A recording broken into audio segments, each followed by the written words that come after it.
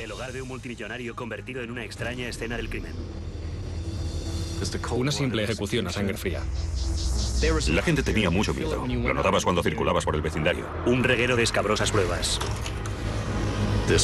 Era una especie de lugar sadomasoquista. Un escándalo con todas las de la ley. Fue seguramente el caso de asesinato del que más se habló en Ohio. Un imperio de la belleza desgarrado por un horrendo afán de dinero. Esta noche en Poder, Privilegio y Justicia. Una tarde de agosto de 1980, la policía de Akron, Ohio, recibió una llamada avisando de un supuesto tiroteo en Bath, una lujosa zona salpicada de grandes fincas y cuadras de caballos. En esta comunidad vive mucha gente rica, personas acomodadas. La policía acudió presurosa al número 2694 de Everett Circle. En la casa encontraron a su propietario, el magnate de la cosmética Constantine Dean Milo, muerto con 2 tiros en la cabeza. Nos encontramos con Dean tendido de bruces. Llevaba los calzoncillos al revés. La sangre estaba muy oscura. Por el aspecto del cadáver se notaba que llevaba muerto cierto tiempo. Una amiga de la familia había encontrado el cuerpo de Milo y había llamado al 911. La policía le preguntó qué había visto. Levantó la almohada, rezando para que no fuera quien ya sabía que era. Ve que es Dean. Tiene los ojos cerrados. Su color es entre cerúleo y morado. La policía sospecha que el millonario de la cosmética está muerto desde la víspera. Cuando te encuentras con un cadáver que quizá lleva ya un par de días en la casa, lógicamente es lo que llamamos un caso frío. La casa no muestra señal alguna de que alguien haya forzado su entrada. Nadie se ha llevado el dinero ni las joyas.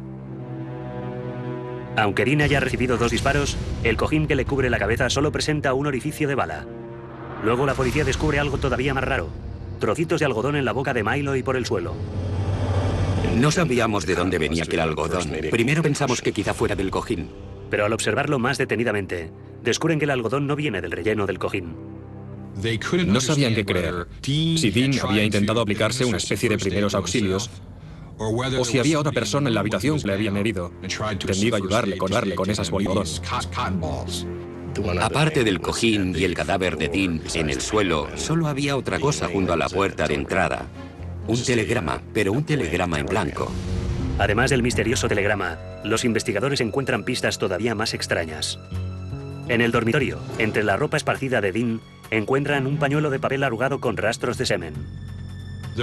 Surgió la sospecha de que podía tratarse de un marido celoso, que hubiera pillado a Dean con su mujer, o algo parecido. Pero quizá después de todo, las mujeres no fueran lo suyo. Aunque estaba casado, su mujer y sus hijos estaban de viaje aquella noche.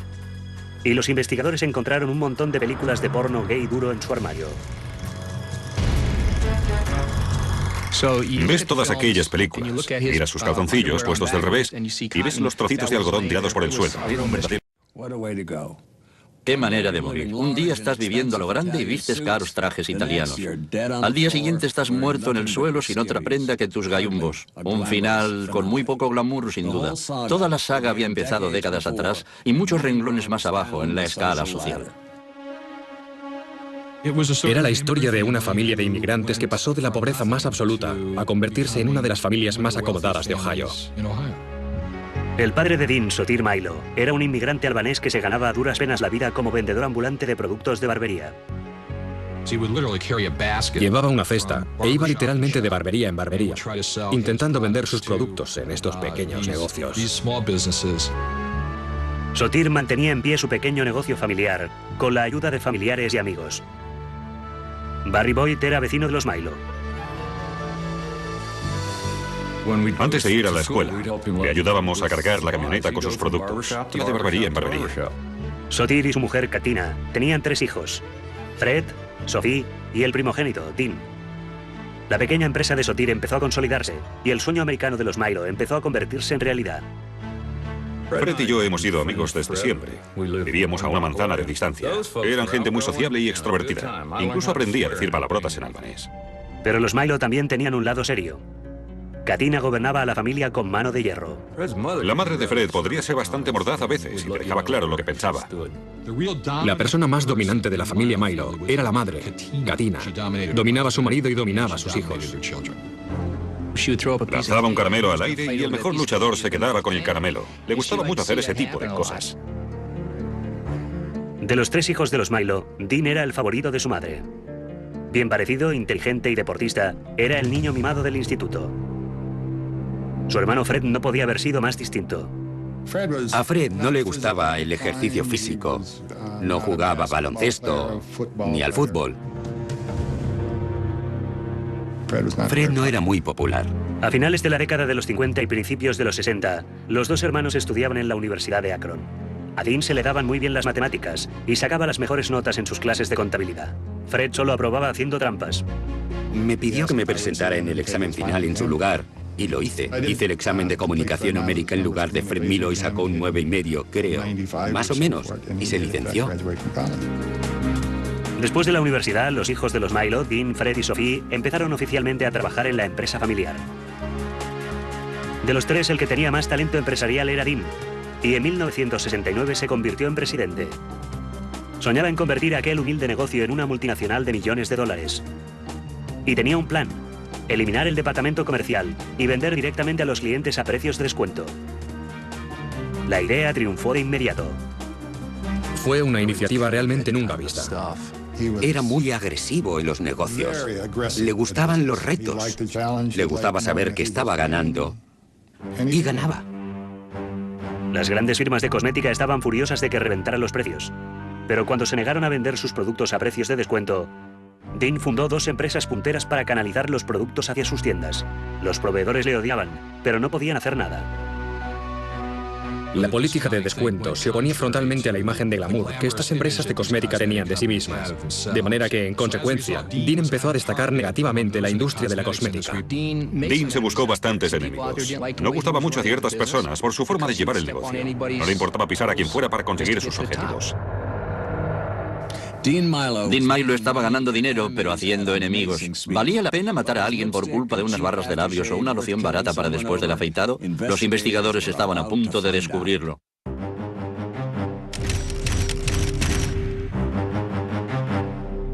24 horas después de que el magnate de la cosmética de Ohio, Dean Milo, hubiera sido asesinado en el vestíbulo de su casa, los investigadores seguían perplejos. Tenía la sensación de que aquel caso traería cola, que tardaríamos mucho en resolverlo. Los detectives siguieron investigando la corporación Milo en busca de alguna pista para resolver el crimen. Se enteraron así de que a finales de los años 70, Dean Milo había convertido el modesto negocio familiar de su padre en una empresa de millones de dólares. Pero en su rápido ascenso hacia la cumbre, había dejado atrás a mucha gente descontenta. La empresa había crecido tan rápido y su familia se había enriquecido tanto que fue una evolución de proporciones impresionantes. Los Milo adoptaron todos los símbolos de los nuevos ricos. Enormes mansiones, ropa de lujo, un Mercedes en cada garaje, mientras el dinero seguía manando. En 1980, Dean tendría unos beneficios estimados de $400.000. Fred, un 75% de esta suma, y Sophie un 50%, por no hablar de las acciones que poseían de la empresa. Estamos hablando de dólares de 1980.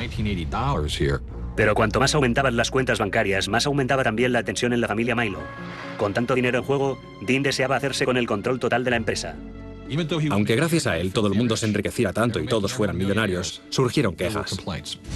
Dean regentaba su imperio en solitario y no dejaba participar a su familia. Contrató a sus propios asesores financieros, algo que fue un golpe para Katina. Ella opinaba que estas decisiones debían tomarse en familia y no depender de los asesores de Dean. Las cosas entre madre e hijo empeoraron todavía más cuando Dean se casó con una mujer de Akron, Magdalene Gonatos, en 1973. Katina estaba muy celosa de la relación de Dean con su mujer Maggie y con los familiares de esta. Dean tampoco se llevaba bien con su hermano Fred, una espina que llevaba siempre clavada. Dean quería controlar toda la empresa, quería ser el jefe. Pero Fred no estaba dispuesto a ayudarle en este empeño. Fred prefería ir a almorzar que ir a trabajar. A Fred le gustaban los aspectos más lúdicos del negocio de la cosmética. Dean no podía consentir un hermano haragán en su imperio, y los conflictos siguieron arrasando en la familia. Corría el rumor de que eran tiempos difíciles, en el sentido de que discutían constantemente entre ellos. En 1975, Dean se hartó de la situación y urdió un plan para acabar con las interferencias de la familia. Fred, Sophie y sus padres recibieron un buen puñado de acciones y un salario abultado, pero Dean se quedó con el control total de la empresa. Les estaba diciendo, de acuerdo, os haré tan ricos como sea posible, pero por favor apoyadme, haced lo que queráis, pero dejadme en paz. Mientras los beneficios de la empresa seguían amontonándose, Dean adoptó un próspero estilo de vida. Con su mujer Maggie planificó la construcción de una lujosa mansión en la zona más exclusiva de Akron, Bath Township, la urbanización más selecta de Ohio. Llevaba siempre consigo grandes fajos de billetes y empezó a gastar dinero a espuertas. Trajes italianos de miles de dólares, vacaciones en primera clase, un garaje lleno de coches de lujo. Recuerdo que tenía un Cadillac descapotable rojo. Era un coche realmente llamativo. Quería gozar de la vida. En el terreno profesional su prosperidad parecía no tener límites y quería que esto se reflejara también en su vida privada. Hacia esta época, Dean empezó a cortejar por teléfono a una antigua novia de Virginia. Los negocios familiares se le daban bien, pero los valores familiares no tanto. ¿Que si amaba a su mujer Maggie? Pues claro que sí, pero era un hombre que lo quería todo. Y creo que estaba en el proceso de conseguirlo. Dean y su antigua novia habían tenido una relación muy seria en el pasado. Incluso estuvieron a punto de casarse. Y al parecer, su antigua pasión parecía haberse encendido de nuevo. Los investigadores descubrieron asimismo que Dean había tomado ciertas decisiones potencialmente peligrosas en sus asuntos profesionales. Dean había invertido en una cadena de restaurantes propiedad de James Farina, un empresario de Ohio cuyo nombre se había relacionado con la mafia. En los documentos policiales constaba como miembro de la familia, como decían en el crimen organizado.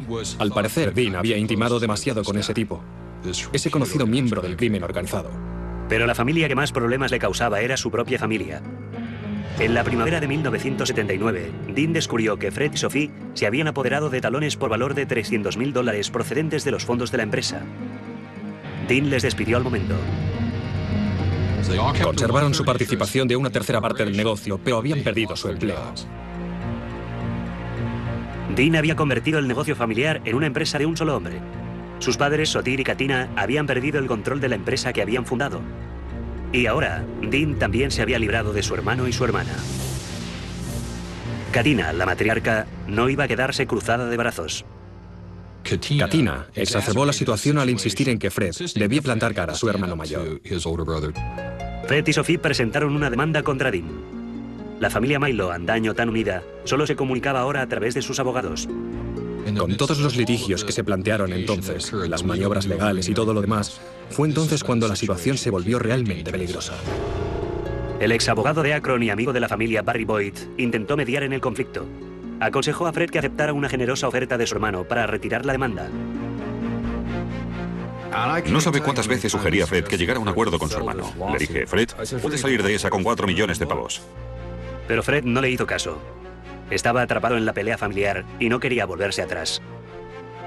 La ruptura final se produjo a raíz de la fiesta de Navidad de la empresa en 1979. Dean no había invitado a nadie de su familia a la lujosa celebración, pero Fred mandó a sus padres de todas formas.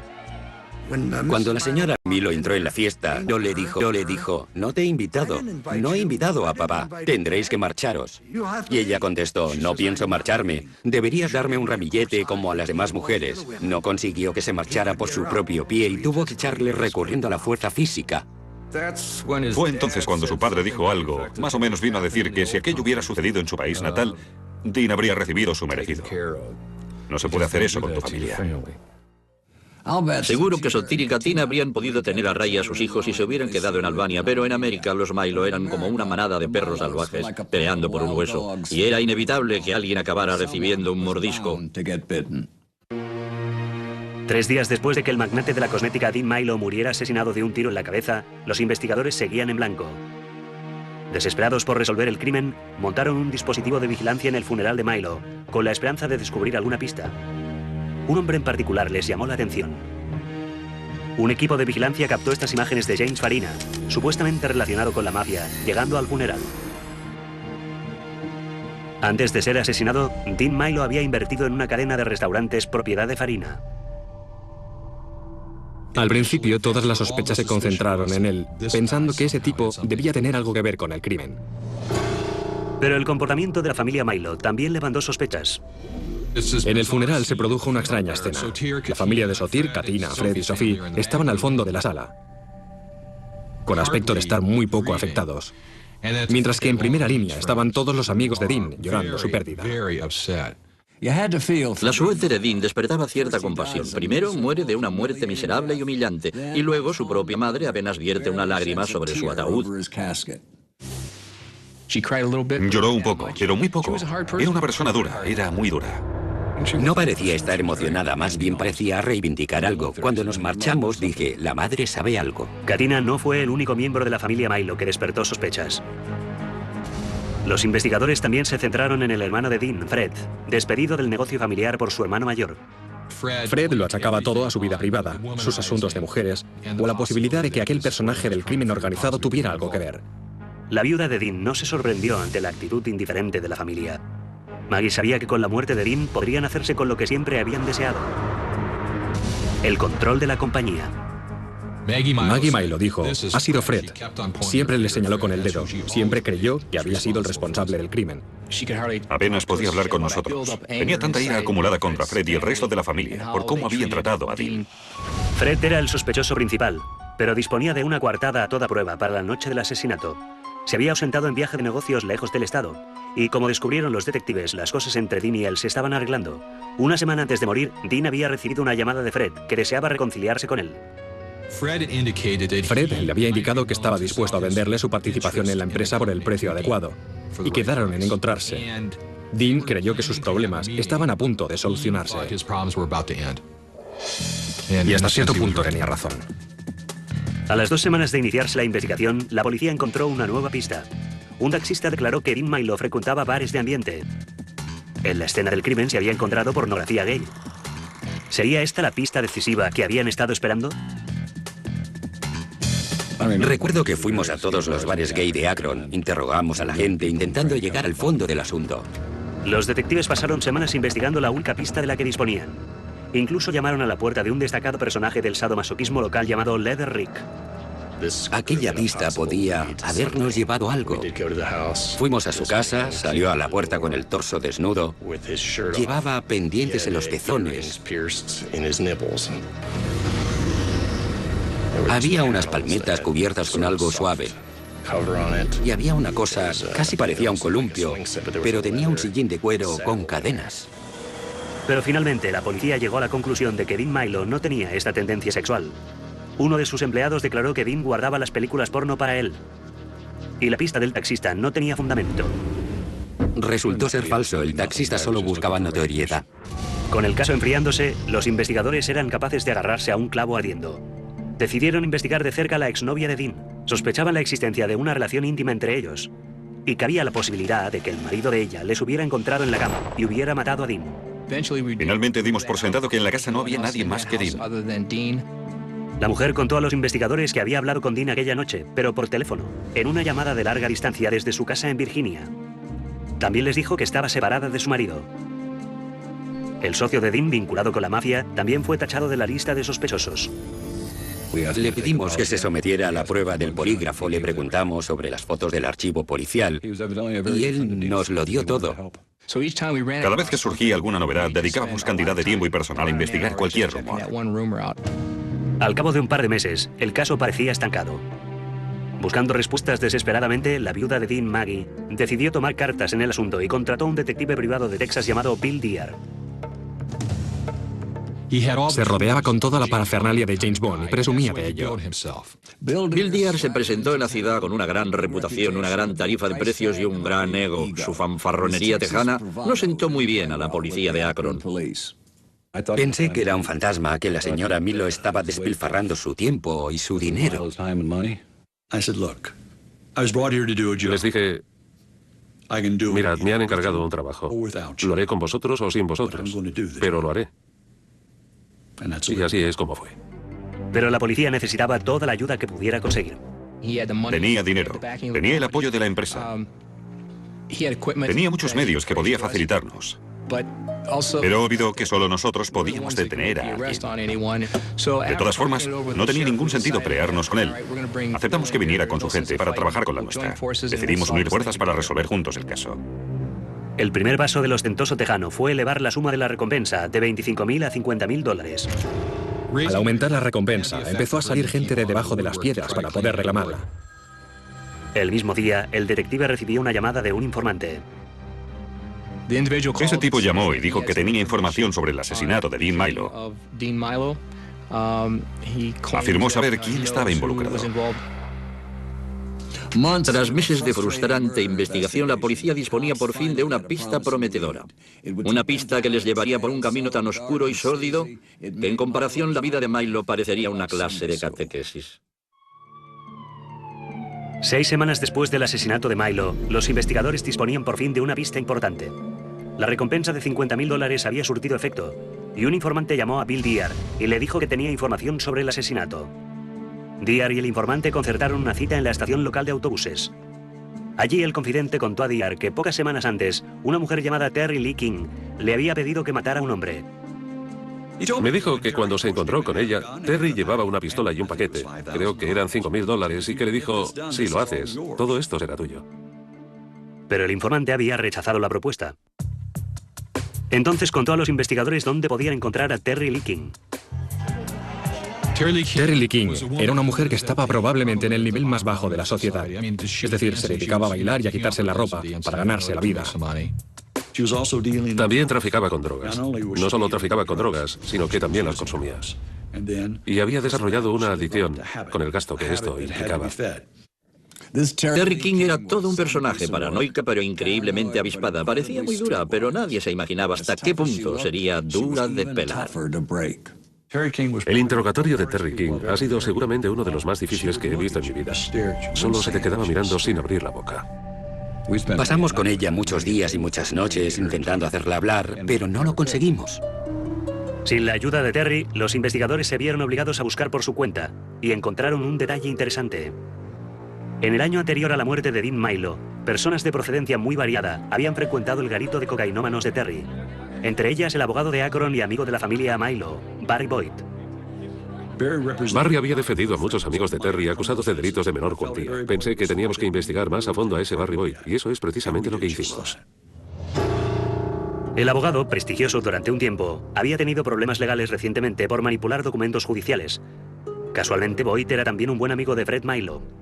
Barry Boyd se había casado con un miembro de la familia Firestone y vivía como si fuera un aristócrata. Pero tras el divorcio su fortuna cayó en picado y a finales de 1979 su vida social transcurría en un ambiente de cocaína y alcohol. Si Fred Milo había tenido algo que ver con ese asesinato, Barry Boyd tenía que saberlo. Barry Boyd contó a los investigadores que no sabía nada de los planes de asesinato por encargo de Terry. Solo era una chica marchosa con quien solía divertirse. Terry tenía cantidad de cocaína y venía a verme de vez en cuando con cocaína y esnifábamos juntos. Era una chica con una marcha increíble. Era estupenda. Boyd no aportó ninguna información que pudiera ayudar a resolver el caso. Todo indicaba que la investigación había llegado a un callejón sin salida. Pero a finales de noviembre la recompensa de 50.000 dólares proporcionó otra pista interesante. Recibí una llamada de un sujeto. Me dio un nombre falso, me dijo que tenía información y me preguntó si yo podía pagarle la recompensa. Le contesté, claro que sí, ven a verme enseguida. Este segundo informador dijo que el asesinato de Dean Milo había sido cometido por un veterano de Vietnam llamado Tom Mitchell. Mitchell también era amigo de Terry Lee King. Y los investigadores descubrieron que Mitchell había salido de la ciudad rumbo a Texas el día después del hallazgo del cadáver de Dean. Era una pista muy prometedora y la policía se lanzó tras ella. Pidieron al informador que les indicara dónde encontrar a Mitchell. Le dije, bueno, ¿estarías dispuesto a ir allí, a enfrentarte a ese tipo? Y contestó, claro, si recibo la recompensa. Y así es como empezó todo. Bill Dyer y los agentes de Bath volaron inmediatamente a Texas con el informador. Con un micrófono oculto, el informador se dirigió a casa de Mitchell y pretendió chantajear a su antiguo conocido. Le dijo que la policía andaba tras él y que no tenía la intención de asumir la culpa por un asesinato que sabía había cometido Mitchell. También le dijo que no le denunciaría si Mitchell le pagaba 3.000 dólares. Dijo, mira, tú lo sabes y yo también. Lo hiciste tú. Quiero mi dinero esta noche o atente a las consecuencias. Y entonces Mitchell le dijo, sí, Terry King me enseñó su fotografía. Me ofreció el dinero, pero yo no lo hice. Con aquella declaración, Tom Mitchell no confesaba haber cometido el asesinato, pero bastaba para detenerle. Aquella noche, una brigada de asalto rodeó la casa de Mitchell. Acudió a la puerta con una cerveza en la mano. Yo saqué la pistola, le apunté a la cabeza, le obligué a arrodillarse. Le pusimos las esposas. No hubo ni un solo disparo. Los investigadores sabían que Mitchell no era el autor de los disparos, pero estaban convencidos de que su papel era crucial en la conspiración. Una vez detenido, le presionaron al máximo y Mitchell empezó a hablar. De repente aparecía un sospechoso sorpresa en aquel enredo. Mitchell contó todo muy pronto, y en su declaración implicó tanto a Terry Lee King como a Barry Boyd. Terry Lee King, presionada, confesó y acusó formalmente a Barry Boyd de estar implicado en la conspiración. Dijo que le había ofrecido $10.000 por ese trabajo. Gracias a las confesiones de Tom Mitchell y Terry Lee King, Barry Boyd se había convertido en el principal sospechoso del asesinato de Dean Milo. La policía entró en acción. Estaba en casa de una amiga en Cleveland. Había ido al cine con ella y con sus hijos y de repente llamaron a la puerta. Entró Bill Dyer con la policía. Boyd fue detenido y conducido a la comisaría de policía. Llamó a su amigo Dan Moldía. Mi primera reacción fue, eres obviamente inocente, déjame que intente recaudar fondos para tu defensa legal. Pero Barry me dijo que no lo hiciera. Escucha, Dan, lo hice. Estuve involucrado. Barry Boyd cantaba como un jilguero. Meses después de que Dean Milo cayera asesinado en su propia casa, empezaba a salir a la luz lo ocurrido en aquel vestíbulo.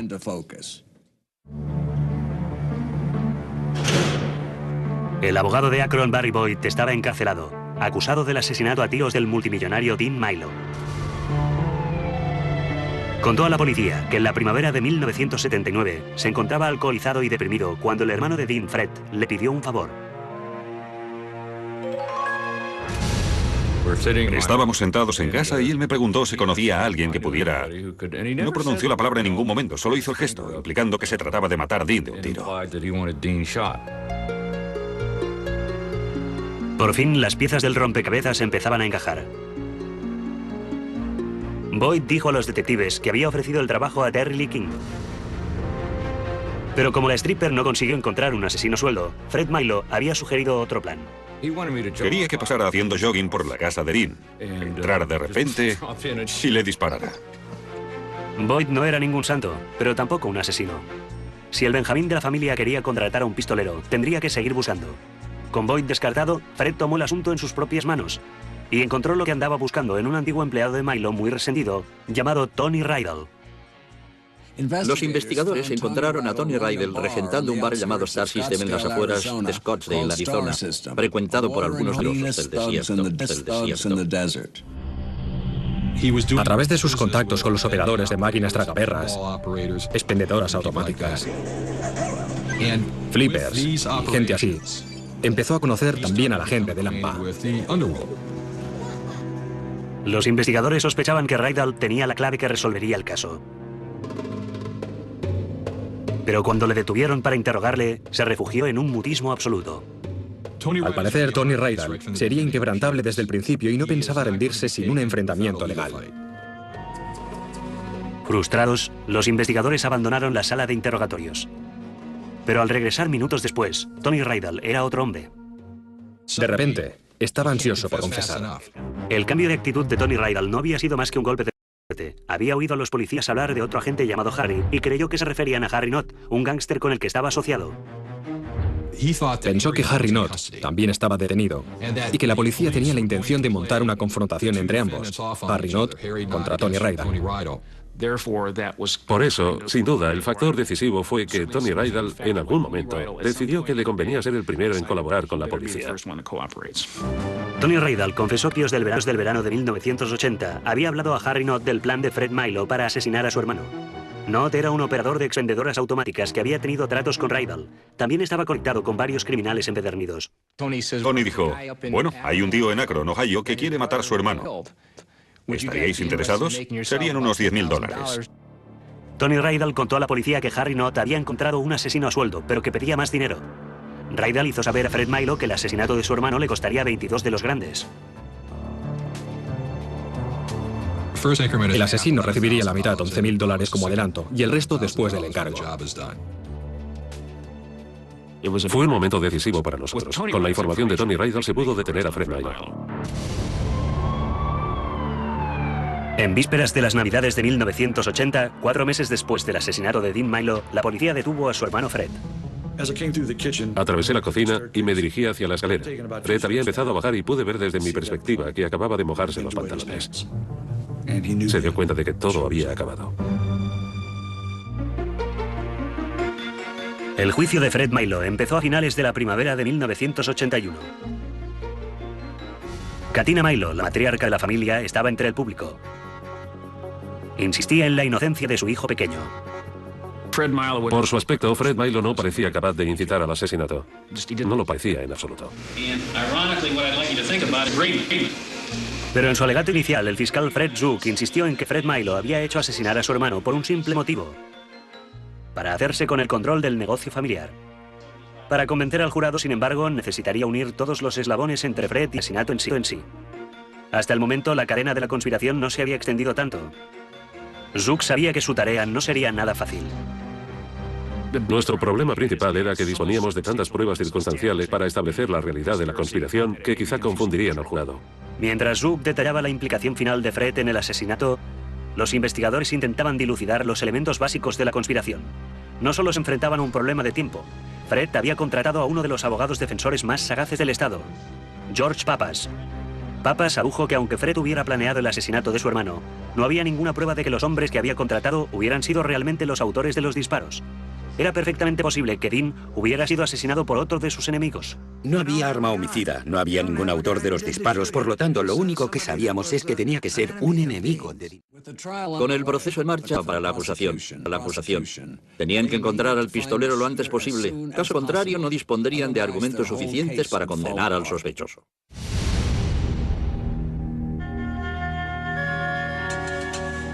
El proceso contra Fred Milo estaba a su fin. Pero la policía todavía no había encontrado al mercenario que había matado a Dean Milo. Sin el autor material, resultaría muy difícil que el jurado declarara a Fred Milo culpable del asesinato de su hermano. Nos enfrentábamos a un proceso en el que me sentía muy pesimista. Tras deliberar durante 7 días, el jurado fue incapaz de alcanzar veredicto unánime. Eso significaba que Milo estaba a punto de salir en libertad. Por 2 votos de diferencia, estuvieron a punto de declararle inocente. Para que la acusación tuviera la más mínima oportunidad de condenar a Fred en un nuevo juicio, la policía tenía que encontrar al pistolero. El jurado indeciso les concedió un poco más de tiempo. Al parecer, Fred Milo podría eludir a la justicia, pero entonces otro informador salió de debajo de las piedras. Dijo a Locke que investigara a un joven matón de Kentucky llamado David Hardin. Hardin había estado presumiendo de que había matado a un hombre de negocios en el norte del país. David Hardin estaba involucrado en delitos con violencia física y en el tráfico de drogas. Cuando arrestaron a Hardin, los policías le dijeron que Fred Milo había pagado más de $20,000 por el trabajo. Hardin se puso furioso. A él solo le habían dado $600. Y por esa miseria no estaba dispuesto a ser el único en cargar con el crimen.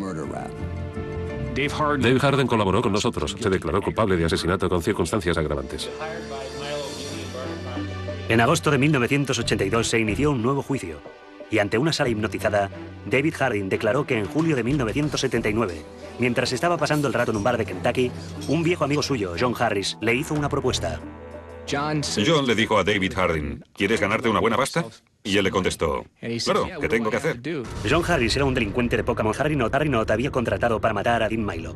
Sería un trabajo para 2 personas, por lo que Harris necesitaba un compañero. Por unos miserables $600, David Hardin aceptó cometer un asesinato. La tarea de Hardin consistía en matar a un hombre de negocios en Ohio. David Hardin relató ante el jurado que el 10 de agosto, poco después de la medianoche, él y John Harris habían llamado por teléfono a Dean desde una bolera cercana. John Harris hizo la llamada telefónica. Dean contestó al teléfono. John colgó. Llamó a David Hardin. Era hora de irse.